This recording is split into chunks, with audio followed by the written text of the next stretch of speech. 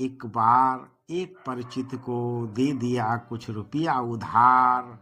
अब लगा रहा हूँ उसके घर के चक्कर बार बार। 2-4 दिन में मैं उसका दरवाजा खटखटाता। हर बार ही परिवार उसका उसे बाहर बताता। महीनों की कोशिश से जब हो जाए कभी भेंट, नित नए बहानों के साथ हो जाता लंबलेट। बहाने बनाने में है वह बड़ा उस्ताद। झूठी अनेक बीमारियां अब तलक चुका है लाद।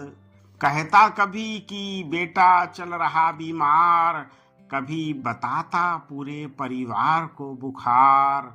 कभी बिजनेस का घाटा बताता, कभी तंगी की अपनी दास्तान सुनाता। एक बहाना तो है उसका बड़ा चौकस, अगले महीने में ही कर देंगे सब वापस। तब से बीत रहे हैं साल दर साल, पर ना आ सका है वापस मेरा माल।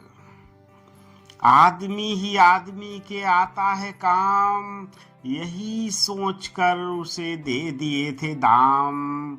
मांगते समय था विनम्रता का भाव, पार लगा दो भैया मेरी डूबती नाव।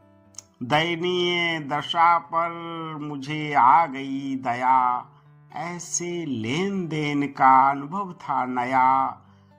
उसके विनम्र भाव से मैं गया पिघल, रुपए पाकर वह चुपचाप लिया निकल। हाय देने से पहले न किया कुछ विचार, सोचता हूँ तब क्यों बन गया उदार। महसूस हो रहा है कि मुझे मिल चुका है घाव, इसी वजह से मुझे रहने लगा है तनाव। इसी वजह से मुझे रहने लगा है तनाव। पहले तो हो जाती थी अदा कदा बात, पर उधारी के बाद बदल गए हैं हालात। लेकर किसी का जिसमें हो न देने का भाव, तो उधार वापसी का कैसे दिखेगा चाव। उधार लेते समय जो हाथ थे लाल, वापसी की बात पर हुई आंख लाल। उधार की महिमा है बड़ी ही न्यारी, अपना ही पैसा मांगिए बनकर भिखारी। उधार की महिमा है बड़ी ही न्यारी, अपना ही पैसा मांगिए बनकर भिखारी। सीधी उंगली से कहाँ निकलता है घी, गुस्से में सुनाई एक दिन उसे खूब खरी खरी। फिर वर्षों के संबंध को हमने गमाया, आज तक एक भी रुपया वापस न पाया। आज तक एक भी रुपया वापस न पाया।